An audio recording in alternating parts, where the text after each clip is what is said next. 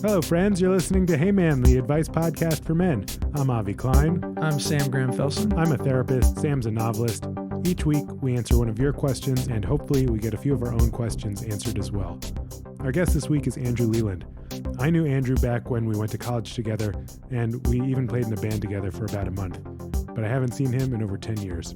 Not long after he quit my band, Andrew dropped out to help start The Believer at McSweeney's, and he went on to become the host of their podcast, The Organist.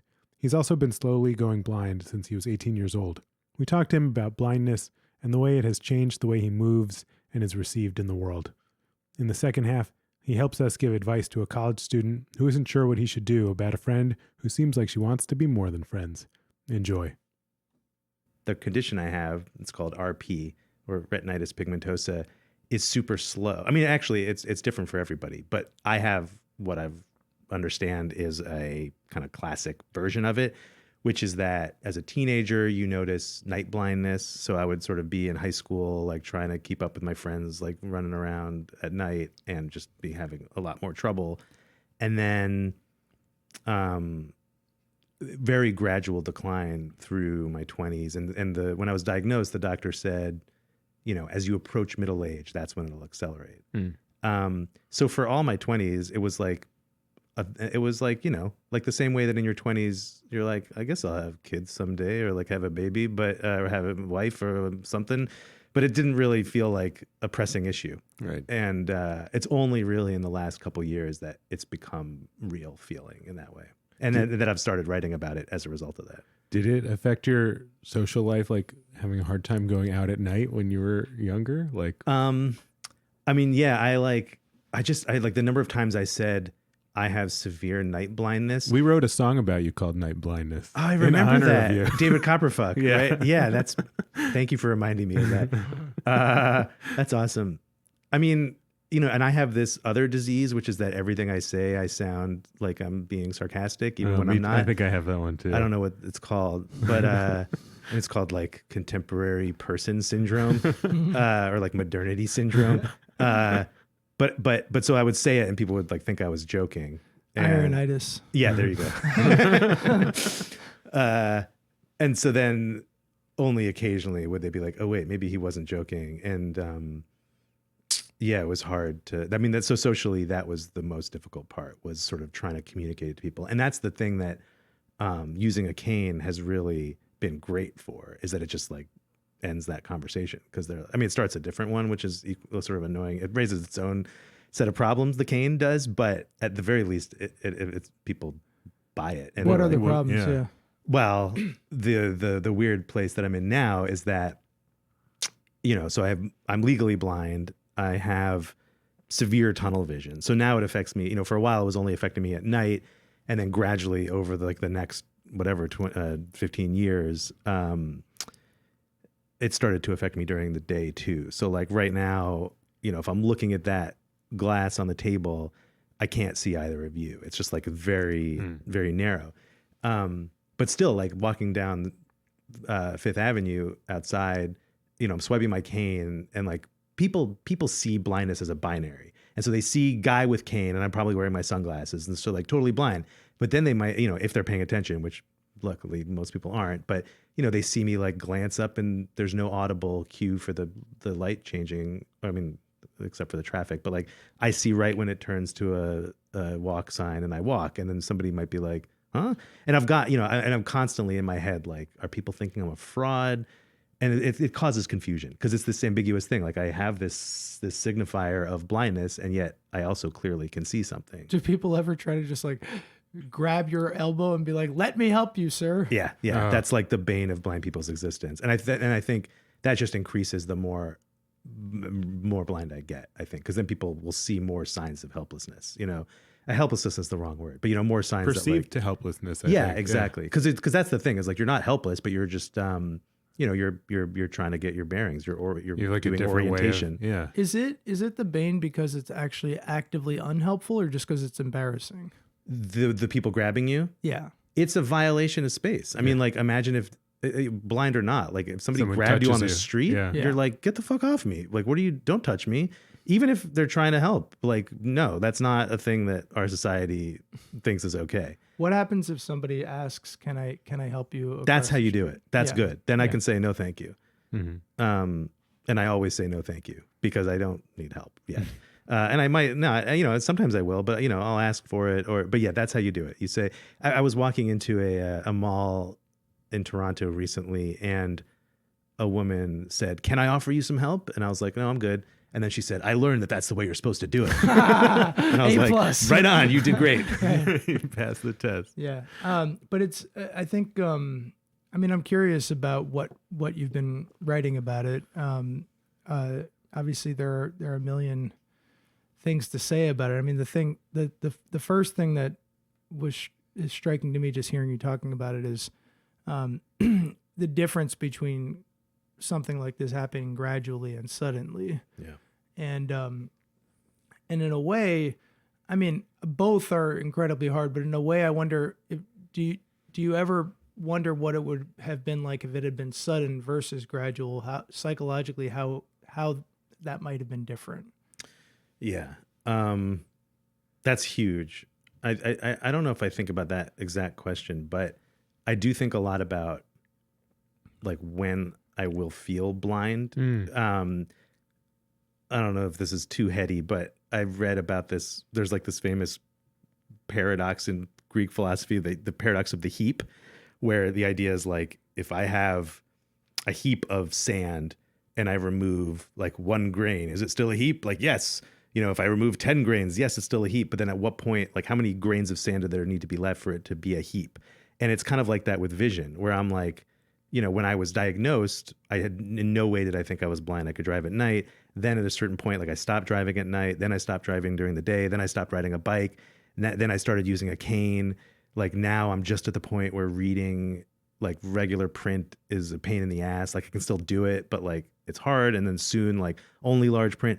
At what point are any of those things blindness? And so when you talk about like people who are suddenly blinded, I could even raise the question in response, like how blind are they suddenly blinded? Are they suddenly down to what I have now? Or are they suddenly, it's a tiny fraction. I don't remember the number of people who are blind who are actually have no light perception whatsoever. And it's been interesting, as I've been writing more about it, I've been talking to more and more blind people. And one thing I've heard that I found so interesting is that, like there's a guy who has the same condition I have. He's way farther along than I am. He's effectively blind. Like he can't read anything. But he can still see some light perception. But he said when he was kind of in that transition phase, at a certain point, he just had to sort of let go of the residual vision that he had. And like he was still wearing glasses, and he could still, like, if he really had to, like take a photo of something and like blow it up really big on his phone and hold his phone at arm's length and be like, I can see what that looks like. But at a certain point, he was like, why am I doing this to myself? And just like stopped wearing his glasses. And it was so liberating to him.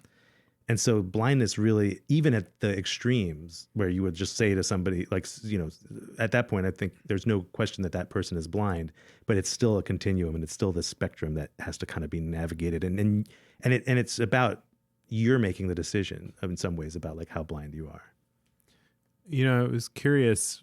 I'm curious about what this is like with your son, and like how you engage about it, and just what it's like for you. Like, I don't know, I don't have to go too far into this, but like I basically like catch up on your life on Instagram, like when I go on it. And so like I see your sweet son, and like, then I see your posts about you losing your sight. And so like, for me, it's very present, like to see his face and then think about like what that's going to be like for you. Yeah. You know what I'm getting at? And like, yeah, I mean, it's like, it's funny. Like as I've been writing more about it, and like, I'm writing a book now, and like thinking about like the weird phenomenon of like selling my own story. And it is something that people are really interested in. Like that's the question that I feel like, I mean, to put it in like the crassest terms, like I feel like that's why I'm being paid to write about it, is because like people are interested in that very sad idea of like losing your son's face, and like obviously behind like the commercial idea there is something there. Like it is like a sort of a poignant idea. I don't know why that is like the most ultimate poignant thing. Why do you think it's I'm so thinking poignant? about it. Why is that so poignant?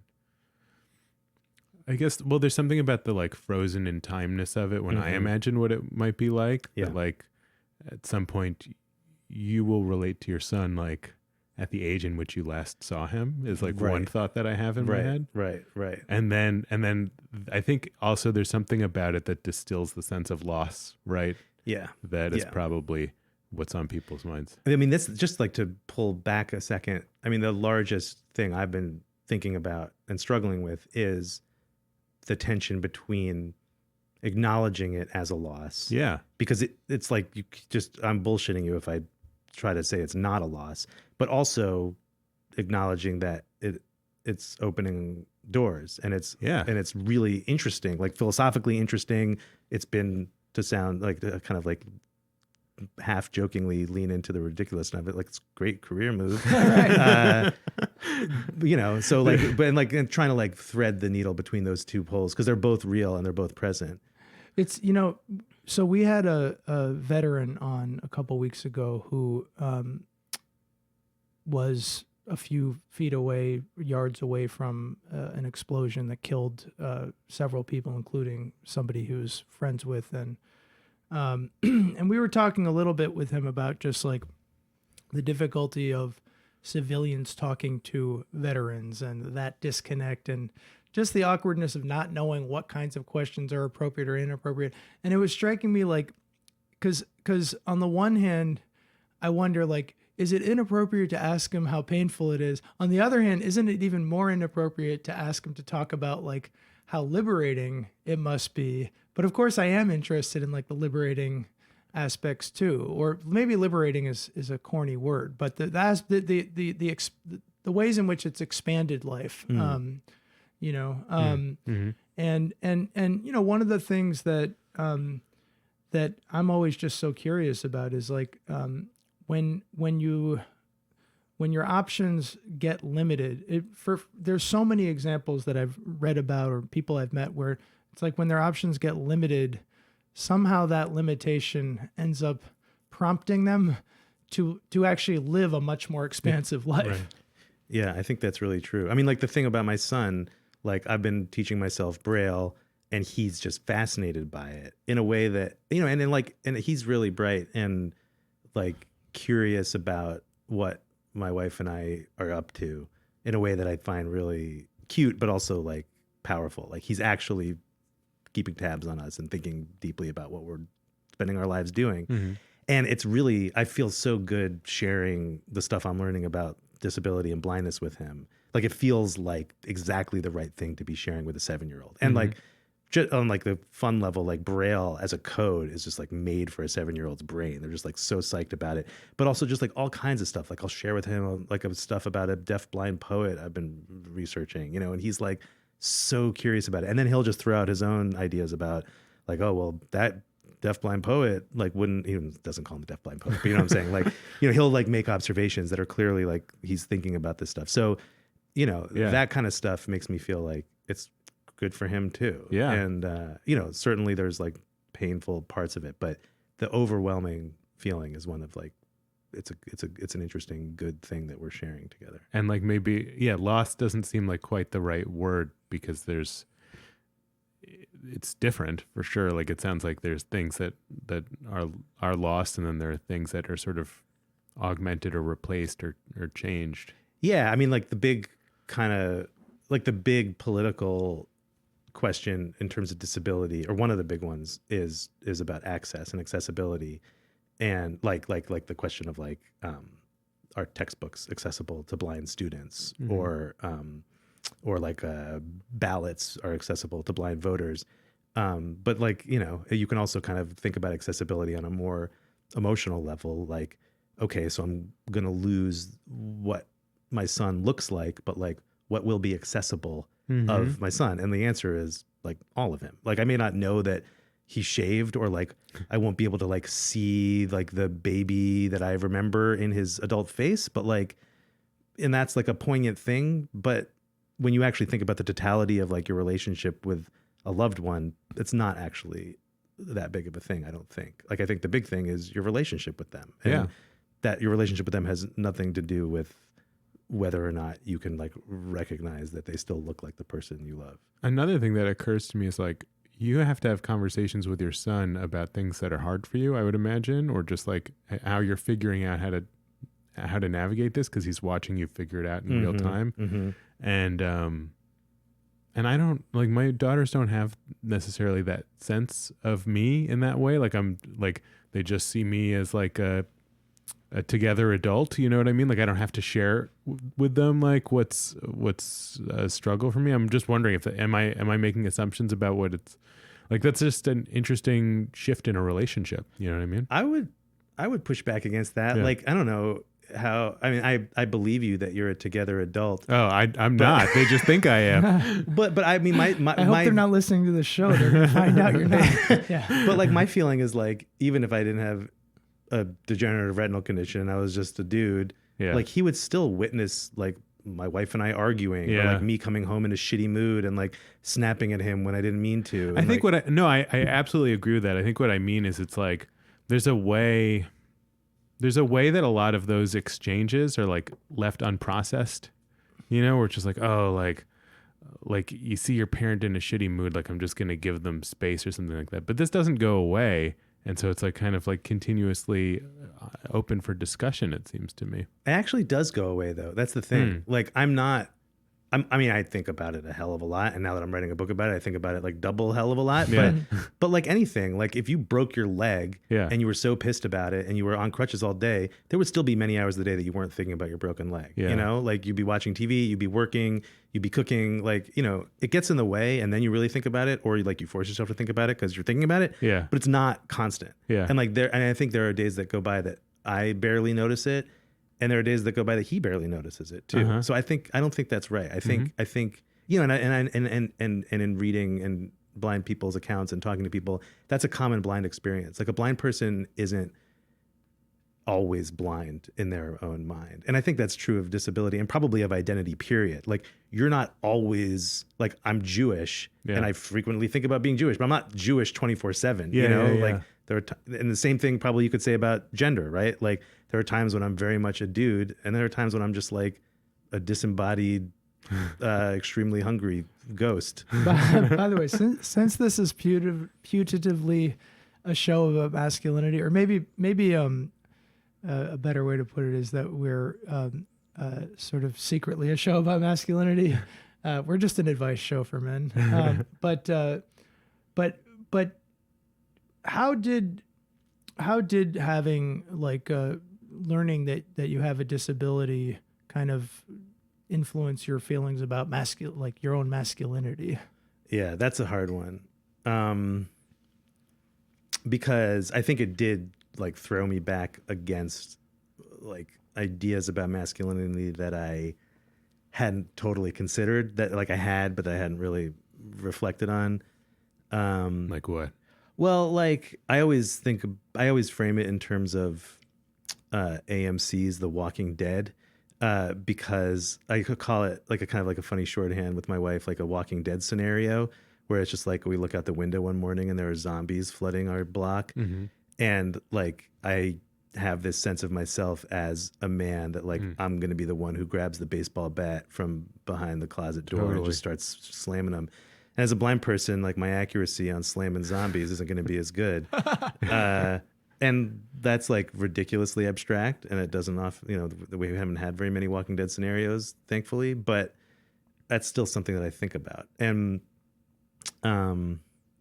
that's something that my wife has had to deal with too. I mean, that's a conversation that we're still kind of having and that I'm still thinking about. So I don't know if I can speak about it too much about like how she feels about it, but I think one thing I can say is that we're both adapting to it. Mm-hmm. And it's challenging too, because unlike if I was in a car accident and like suddenly lost my sight, you know, like we're both sort of very gradually adapting to it. And it's sort of this moving target where like, as I get less and less vision, it changes the dynamic, and then that changes sort of how we both deal with it. And part of that has to do with masculinity, and part of it's just like about any relationship. Sure.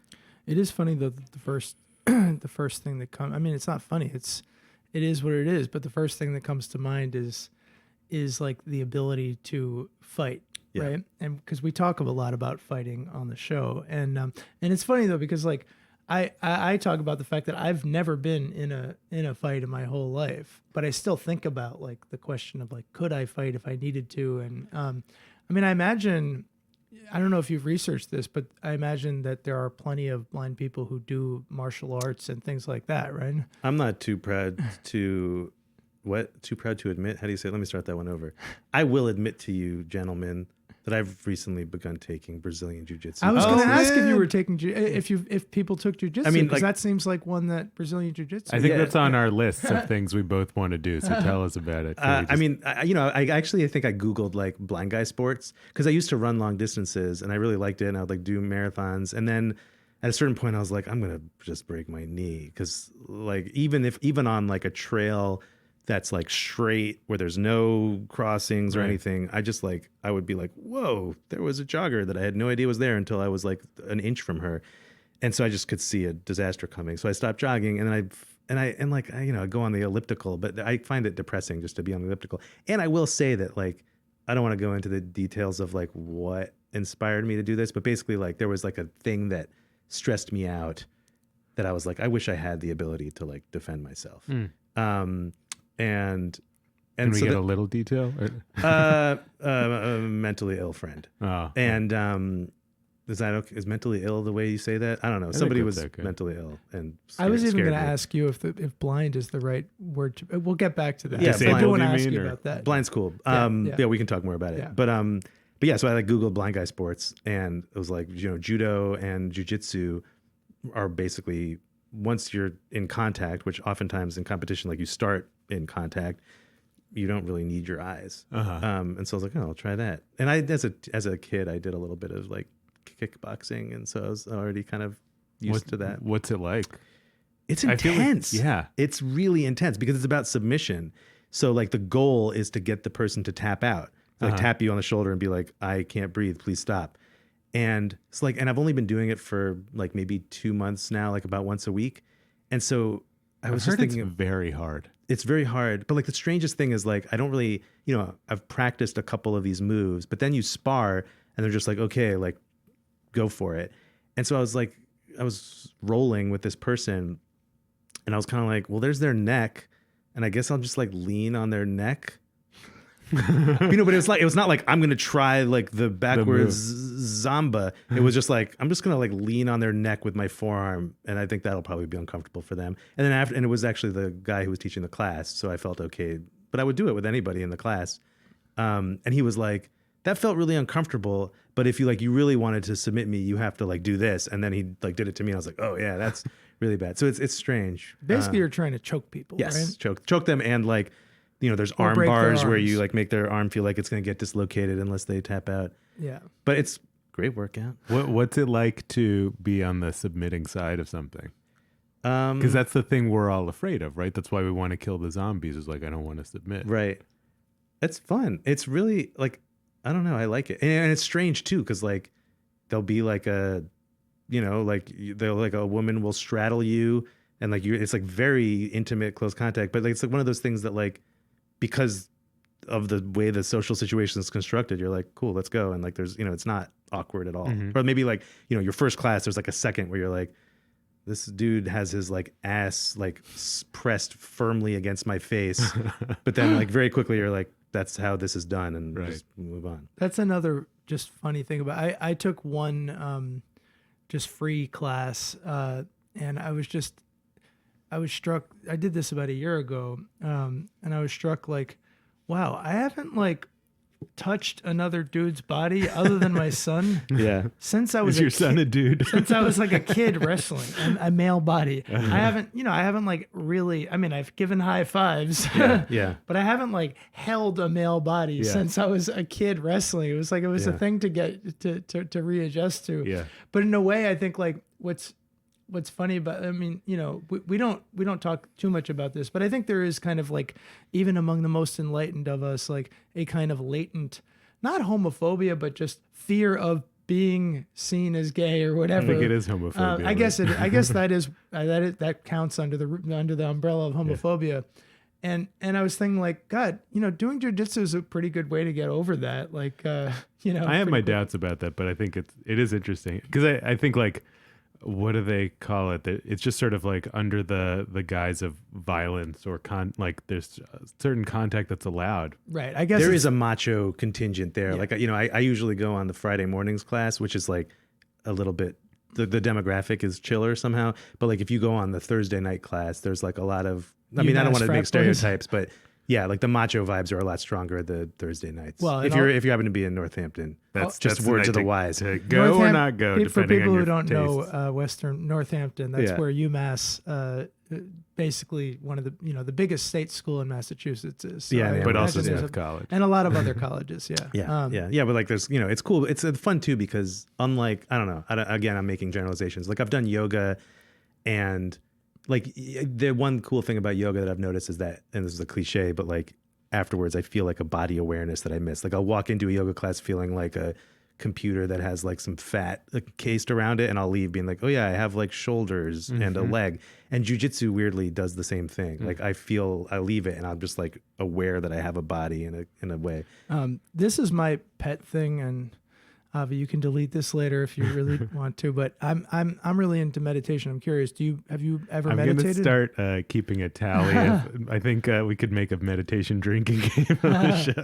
I think you need to have like a little like segment within where all of a sudden we hear chimes and like, okay, exactly. it's time to talk It's about the Graham sitting. Felsen meditation hour. Have you tried it? Yeah, my parents met in an ashram, and I was raised more or less with like, they're both Jewish, but I was like, they're Jew boos. Except there was like not strictly Buddhism for a while, but I've been meditating my whole life. Yeah. Okay. Oh, interesting. Okay. What kind of meditation do you do? These days, when I lived in the Bay Area, I went to the San Francisco Zen Center a lot, so mostly Zen meditation. Okay. Because I was going to say, I mean, the whole kind of philosophical point of meditating is learning how to be comfortable with letting go. And in fact, when I drove here from Central Mass yesterday and had a long drive, and I was listening to an interview with one of these prominent meditation teachers who was talking about how basically if you prepare for death, when death comes, death will be less terrifying or whatever.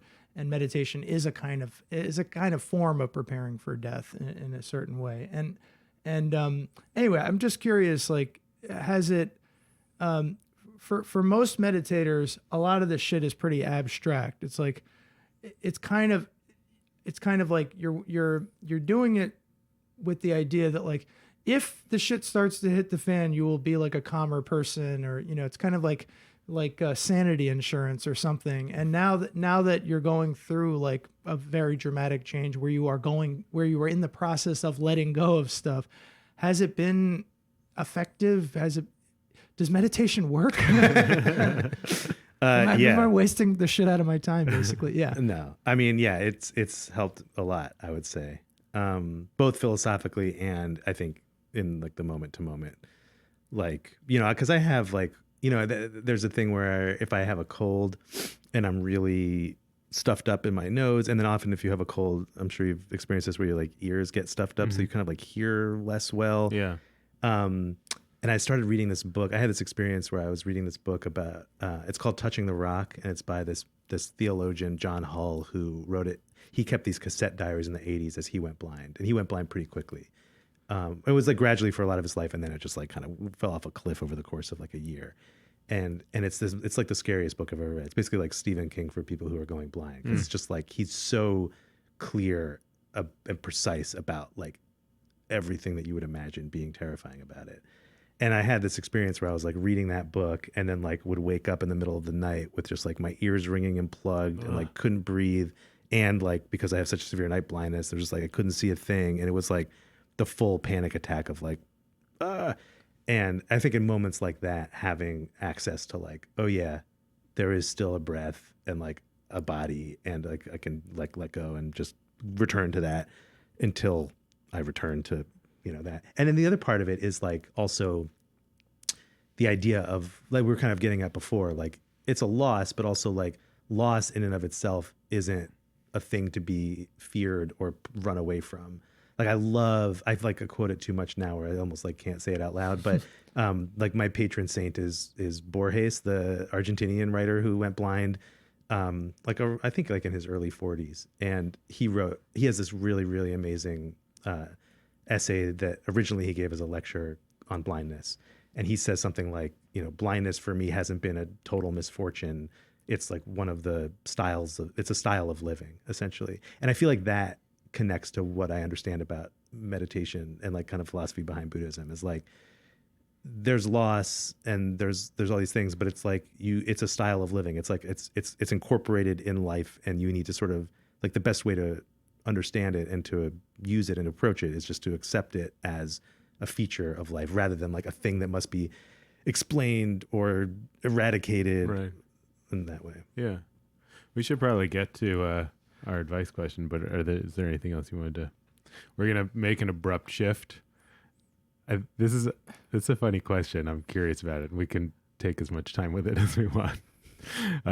It's funny. It's a good question. I just think it's funny. Like, it has nothing to do with what we talked about. That's all.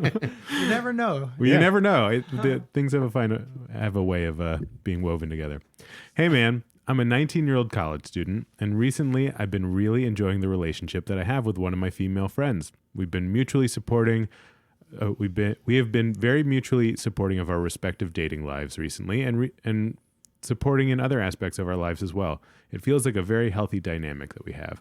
However, I'm worried that she may have more feelings of friendship for me at this point. She recently sent me a song, which in context seemed like a confession. I've really enjoyed our friendship and would very much prefer it to simply stay as such. I have no idea how to deal with this situation. I can't pretend I didn't listen to the song. I can pretend I didn't listen to the song, and I could just play dumb and deflect, but neither of those seem like wise options. I also don't want to say something about her having feelings for me and have that go south in the many ways it could. Please help, I'm hopeless here. Signed, Just Friends on Monteith Avenue. Oh, man. Wow. What's awkward about this is, obviously he can't pretend he didn't hear the song. but he wishes he could, I guess. Right. It's like there's a friendship, and sometimes friendships develop in that direction, and sometimes they don't. And so if it's developing in that direction for her, like there's no reason that she is kind of, I don't know, like not listening to signals that he's sending her. True. Yeah. I mean, we usually try not to rush into advice, but like something more direct needs to happen at some point, right? Yeah. Well, given that we're not going to encourage him to be open-minded about her romantic advances if he's just totally shut off to that. So so I guess the real question is, how is he supposed to maintain? In his ideal situation, I imagine he wants things to go back to the way they were. He wants to maintain that friendship that he really values. But obviously, there is a risk that he is going to lose that friendship. That's, and she in making this advance is taking that risk of, although I suppose, again, it's on her. It's really up to her to decide whether or not she wants to remain friends with him after he makes it clear he doesn't want to get it on, right? Yeah. I'm thinking through, I have certainly made the mistake of getting together with someone I was not so interested in, and so I would encourage him not to do that, just because it's an available relationship. Well, it's funny. That can be sometimes, like, the lazy option is just to say yes when somebody asks you out. It's more, yeah. That's why I want it. Like, you can do that, and I think that that really wrecks things. Yeah, that's good advice. And you'll feel it's very like you don't feel good about yourself at all. Then you actually are an asshole. Like, I think now he's done nothing wrong and he's being very thoughtful. But then when you do that, even if it's out of like a kind of apathy, then you're manipulating somebody, or you're leading them on, or you're playing with their feelings. Yeah, it's not good. Don't do that. And then what was it? But it is very uncomfortable to have this conversation of like, I just want this to be a friendship or something like that. But I think that's probably what you need to do in some way, or like at least a tentative, like, tell me about this song. You know, like the drums are cool. I just really like the way the drums are produced. Yeah. She's like the way they recorded the drums. This is brilliant. Well, it's we whenever we get a question like this, we always go through like an evolution of like, we first try, we Could you contort avoid? ourselves into pretzels trying to figure out like, is there a way with some dignity to avoid being totally direct?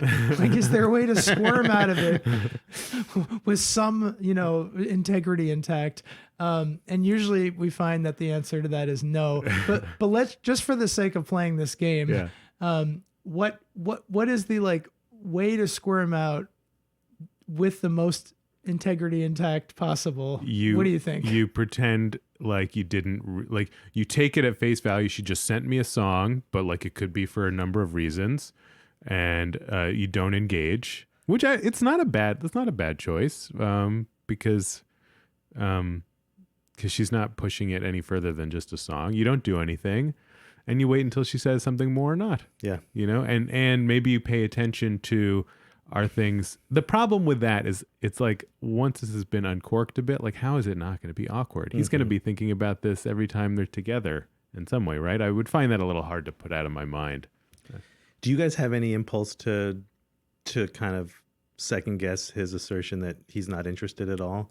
Yeah, that crossed my mind too. What do you think about that? I mean, it doesn't feel fair to me to do it because he's not here to defend it. But also, I just feel like there's something, I don't know if it's in his letter or just in me, that wonders like why he insists so much that she's not interesting. For him. I think, to him. Yeah, I think that's a good, I mean, it's complicated. It's complicated. Like, I don't know what, like if you're straight and you have friendships with someone of the opposite gender, like there's always like a little bit of, you're always kind of like on that line, like even friendly flirtation sort of invites something. It's confusing, Yeah. And obviously there are things about this person that are attractive to him. Otherwise, why wouldn't he be friends? Right. So it's reasonable to wonder about that. Yeah. And just the last thing is like, let's say he's reading into this song. Well, then to me, that says there's something inside of him that's like conveying, it would be nice if you were interested in him. I mean, I'll join you guys on this rabbit hole for a second. I'll be the third rabbit in this hole. I think, and again, after we go down this thought experiment, I think we should try to take him at face value that he's not interested, that he truly is not interested. But one thing I think about sometimes is like in these kinds of dynamics, it's like, okay, you have a great connection. You love hanging out with this person. They're both 19. I assume that they may be in college, in which case they're probably hanging out all the time because you have infinite free time in college to hang out with your bro your whatever, your girl all the time. And I wonder if it's just that like he thinks he's not attracted to her physically. Mm-hmm. And if that's the case, I would just say that sometimes you can become attracted to somebody physically if you love their personality enough, and you kind of, and I think women are and the only reason I'm bringing this up is because I think women are much better about being open-minded about what they find attractive physically, because they really like all the other aspects. Whereas I think a lot of men, Navi and I have talked about this before, like when we were younger and in high school, like sometimes we would like a girl, but we wouldn't go out with her because we were afraid our male friends would be like, oh, she's not hot enough, man. Mm-hmm. So just throwing that out there, try to, if you do in fact kind of feel some romantic feelings, but for whatever reason you're telling yourself you're not attracted, like, I could never go in that direction. I don't know, maybe stay a little bit open-minded and see how it feels, because you might change your feelings about her attractiveness. Yeah. Should we get out of the rabbit hole? Sure. Now? Because if we take him at face value, I'm just rereading this now. He says, it feels like a very healthy dynamic that we have. He just seems sort of proud about their friendship, and that's nice. And it's good to have a good friend, I don't know, Andrew, what are you thinking here? To tell, what does he call himself? Just friends on Monteith Avenue. Where's Monteith Avenue? I don't know. Because that's important. We need to find out. Yeah, I mean, like my general philosophy is that communication is king, and you got to be clear with people, and that like you know, there is a good imperative to protect people's feelings, but I think ultimately it's important to be clear about where you're coming from. And, you know, so I think if it were me, I would, you know, test the status quo, see if it felt sustainable. Like if we're just like, okay, I'm just going to like, we'll hang out. And if she doesn't ever bring up the song and our friendship is going along the way it seems to be, then fine, keep going. But then if it gets awkward the way that it seems like you both agree it probably will become, then maybe I'll say like, what was up with that song that you sent me? And like, I mean, that feels a little hard because then it like forces her to, you know, you're like setting her up to knock her down a little bit, I guess, which I would want to avoid. But yeah, I don't think that you're doing her, I mean, even though that feels painful and scary, I don't think you're doing her any favors just like ignoring it and like leading her on, if it is leading her on to keep doing that. So I would say baby steps towards clarity. So like, not just like, don't just like tear the roof off and say like, are you into me because I'm not into you? So forget, obviously like that's horrible, but like to not shy away from it either. And to like take gradual steps towards saying either like, it seems like there's something in the air that we need to clear between us. And I just want to make sure that we both kind of are understanding what's happening here. Yeah. Or again, like in like the easiest, best case scenario for our friend here, it would be that like the status quo could sort of magically remain. But it sounds like he's writing the letter because it's already not. Avi, I'm curious, like, I'm going to lean on you as the therapist here I mean, if it's the case, I'm just speculating, I think with a decent amount of anecdotal evidence from myself and from all of my friends who have dealt with situations like this, if it is the case that it's purely an issue of he's just not physically attracted, because it sounds like otherwise they have a great connection, right? That is just, I imagine, kind of impossibly bad news to hear that somebody thinks you're not attractive.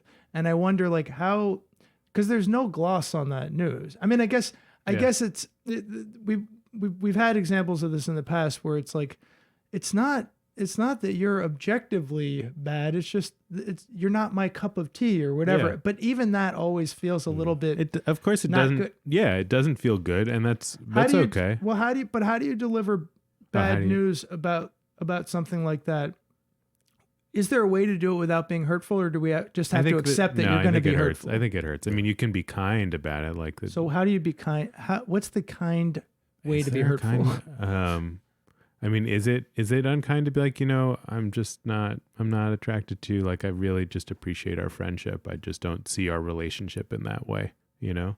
I would probably steer clear of it being a looks thing in particular, because it's just plays on people's deepest insecurities.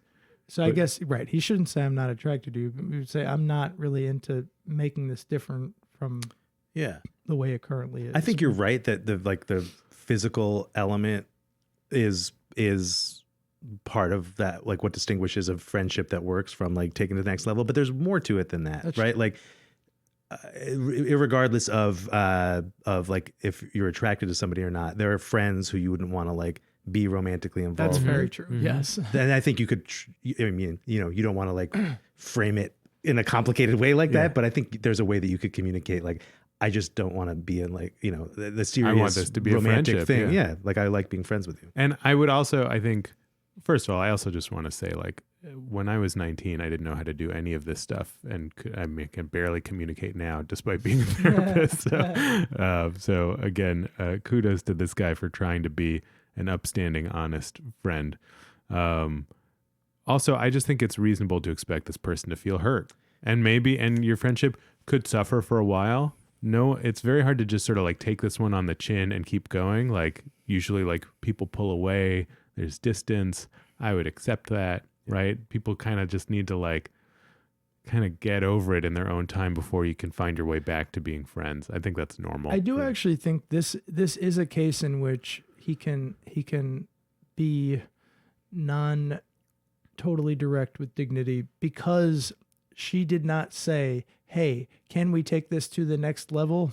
She sent him a song. There is room for interpretation in that song. Like I think he can, for now, as a first step, just simply respond and say, "Hey, that was a cool song. I like the drums," as Andrew said, or whatever. And then Just play dumb a and then little it's bit. up to her. It's up to her to be like, all right, well, clearly he's not getting it.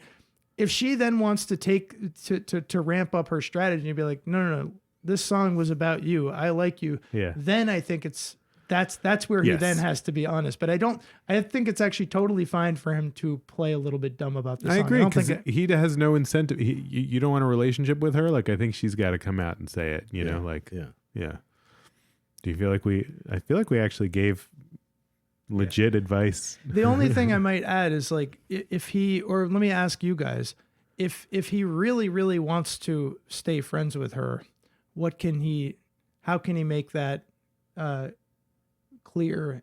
He can't, I mean, unless he's doing something that he's not aware of that's leading her on, you know, that gave her the feeling. No, I mean, if he really wants to remain friends with her, like after he disappoints her, being like, I don't want to take this to the next level. I think he's got to give her space Yeah. to make sure she's okay, you know, and then just be like a good friend. And you know, it's like, I think like if this were the opposite, if it was like a guy who wanted to like go out with a woman, I think we would be like way more attentive to being like, look, some women just don't want to date you. You just got to deal with that, buddy. You can't expect women to. So like, the same is true in this way. Like, okay, she's interested, but like, it's not going to happen, and that's okay. People want what they want, and you don't have to apologize for it. You just have to be nice. To me, the most interesting thing about this question is the point at which protecting somebody's feelings, like protecting their feelings, like not wanting to have that awkward confrontation where you're like, I'm just not that into you, is like that's actually hurting them more to avoid that. Yeah. You know, like, and where does that switch? Because there is, I think, a moment at which it switches, or it's hard to calibrate. Like, at what point is it better to just get it over with? Is it always better to just sort of be confrontational? Because I don't think so. I think there's like that low level thing where maybe the status quo will work, or at a certain point it's better to just be open. And that is such a hard thing to feel. And it really, I don't think there's a rule about it. I really think it's more about like, you're friends with this person, you know what they're like, you can tell sort of where they stand, and at a certain point you're like, okay, I'm leading them on, or like her life is going to be better if she knows this, and so I just need to tell her. I think like definitely one maybe signpost would be like, if you find yourself maybe avoiding this friend because you can't deal with the awkwardness, like that would be a sign that you need to have a more honest conversation. Like the more you're pulling away because it's just gotten too uncomfortable, then like now you're hurting them, because so that would be one way. Yeah. All right. I think we settled this one. Good luck, buddy. Yeah, hang in there. Let us know how it goes. Yeah. So we always wrap up our show by asking our guest of honor to share a piece of wisdom or advice that you have read, heard, been told at some point in your life that has stuck with you. Yeah, I think when you mentioned this to me in advance, and thank you for giving me, I don't know if I'm like pulling back the curtain too much. But weirdly, the first thing that came to mind was it was a strange example. Like, it didn't strike me as advice really, but back in that period where I had just dropped out of college that we talked about at the beginning, and I was a mess frequently in the way that I probably would have been a mess no matter what I was doing, just the way that you're a mess when you're like, 23, 24, living out in the big city, and a mess sort of like romantically, professionally, physically, like just like sort of beside myself with like the way that your own personal drama can just feel like, a 6-season HBO prestige, melodrama. And he's still one of my best friends, who he was a good friend, but also I looked up to him a lot as somebody who just like was really, really smart.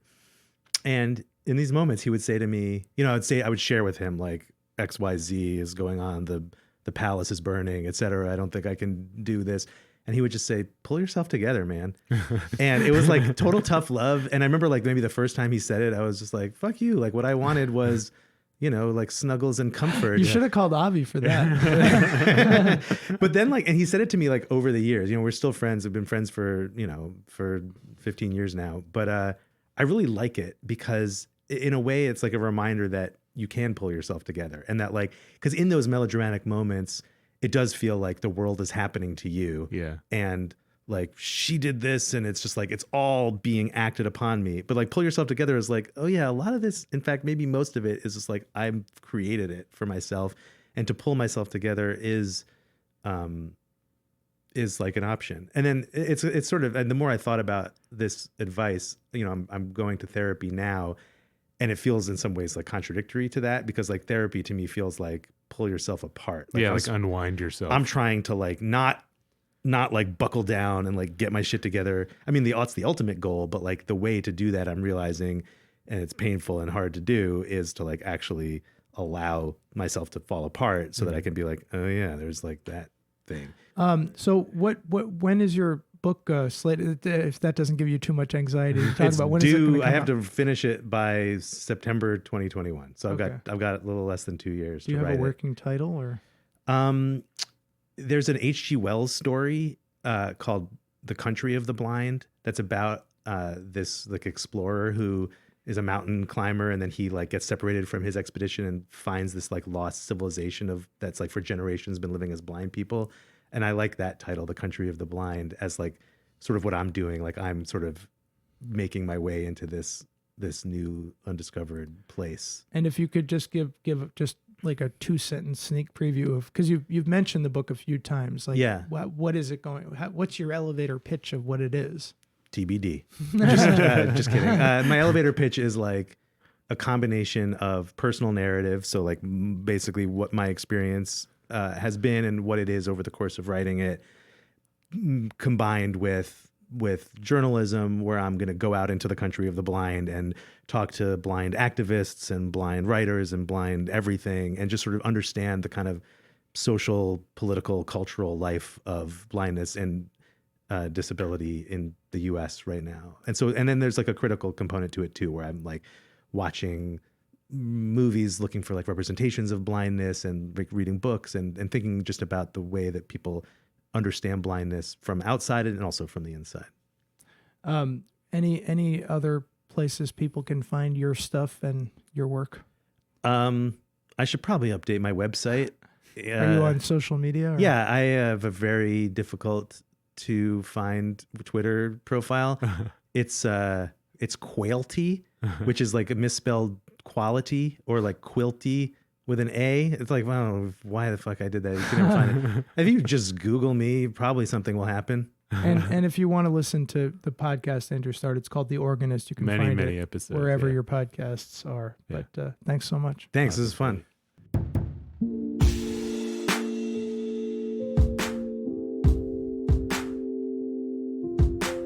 All right, that's it for our show this week. Thanks everyone for listening. If you have a question that you want some advice on, please email us at heymanpod@gmail.com, or better yet, give us a call, 917-426-4326, and leave us a voicemail. All questions, if they make it on the show, are anonymous. No need to worry. You can follow us on Instagram or Twitter at heymanpod, and if you have a moment, give us a review, Apple Podcasts, or wherever else you get your podcasts, and better yet, click subscribe. Thanks so much. Have a great week. Peace.